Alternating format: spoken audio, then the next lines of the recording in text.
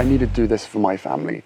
This is not a surprise to anybody. It's really sad that it's got to this point, but I've got to do something for my own mental health, for my wife's, and for Archie's as well, because I could see where this was headed. They didn't want him to be a prince or a princess, not knowing what the gender would be, which would be different from protocol, and that he wasn't going to receive security. What? This interview happened about 5 years ago. Look how relaxed he is. He's changed so much. When he's talking, his illustrators are smooth. His head is smooth. When he nods and is talking, he's just nodding yes and going right along. This is all positive body language.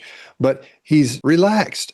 He wants to do this. He's not too worried about what people are going to say about him at this point. What's odd, though, is that little lip-licking thing he does where he sticks his tongue out and his eyes go weird. The tongue thing and the chin thing have actually turned into a little tick for him, in my opinion, in the past couple of years. Now let's take a look at Megan. They didn't want him to be a prince or a princess, not knowing what the gender would be, which would be different from protocol, and that he wasn't going to receive security. What? Megan is different here as well. Look how relaxed she is. She's not worried about what everybody's going to say about her, about what she said and what her answers were. I think we're seeing the beginning of that eye tick she has where she blinks a whole lot and doesn't stop. It's just rapid eye blinking, which is, it's an adapter in a way because it's getting rid of that built up stress and tension. But we see it a couple of times here. Not knowing what the gender would be. But neither one of them look worried. And what's interesting to me is the flow of these answers are so smooth. I think they might have been ready for him. I think they might have been ready for him. I'm not saying that they got the questions early, but they were prepared. And how do we know that? Because we don't see all the cues and tells we see these days of them trying to sell us something. Not sell a product or anything, but sell what they're saying, make us believe it. We're not seeing those cues. This is just flowing naturally for both of them, and that's different. Now let's take a look at Oprah. Well, first of all, this is in Montecito. It's just right down the street from them. It's right down the street from me. This had been postponed probably 3 times because this was 2021. I was still in my crazy I can't leave the house period. So I didn't leave the house for 322 days. By the time we finally sat down, I think they were both ready. As usual, Oprah looks relaxed. And something that's odd here, it's not odd. You see it all the time in interviews, but they're trying to make it so you don't realize it. So this looks like just a flowing stream of consciousness as Oprah's talking.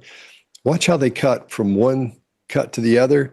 She's changed a lot in there. At one point, her hands are down here, and the next point, her hand is leaving her mouth area.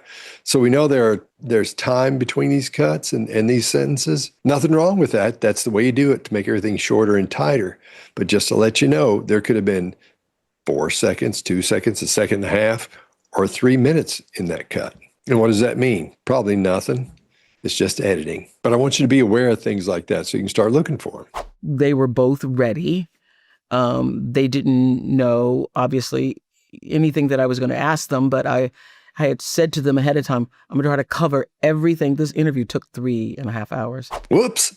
Looks like we caught us one there. I think we ran up on Oprah being deceptive. Could be wrong, but let's take a look at what I'm talking about. They were both ready.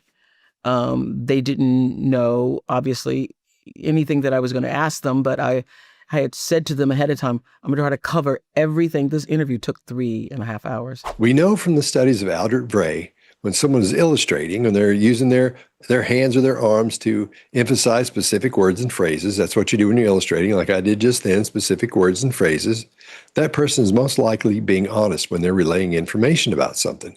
When those illustrators disappear or get really low, that tells us they may be being deceptive, and they've definitely lost confidence with what they're saying.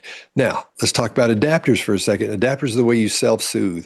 It's the way if you get built up stress and tension, the way you get rid of it is if let's say my hand is down here, but you see me doing this, like that, I'm trying to get rid of that built up stress and tension. Sometimes when people cross their arms, they'll be listening, but they'll be squeezing themselves because they're comforting themselves. They're self-soothing. Right? Sometimes they'll go like this on their face, and that's called facial denting. And these are all just ways to get rid of that built up stress and tension. And she's doing that on the arms of the chair. She's squeezing the end of the arms. Could she just be doing that to be doing that? Yeah, that's possible. It doesn't look like it to me, though. I think we found this one. They were both ready. They didn't know, obviously, anything that I was going to ask them, but I I had said to them ahead of time, I'm going to try to cover everything. This interview took 3.5 hours. I don't know, man. She looks a little bit stiffened up to me. She's not as relaxed as she was. What does that tell us? There's probably inner dialogue going on up there. She knows she may be being deceptive. That's what it looks like to me. I could be completely wrong, but I don't think so.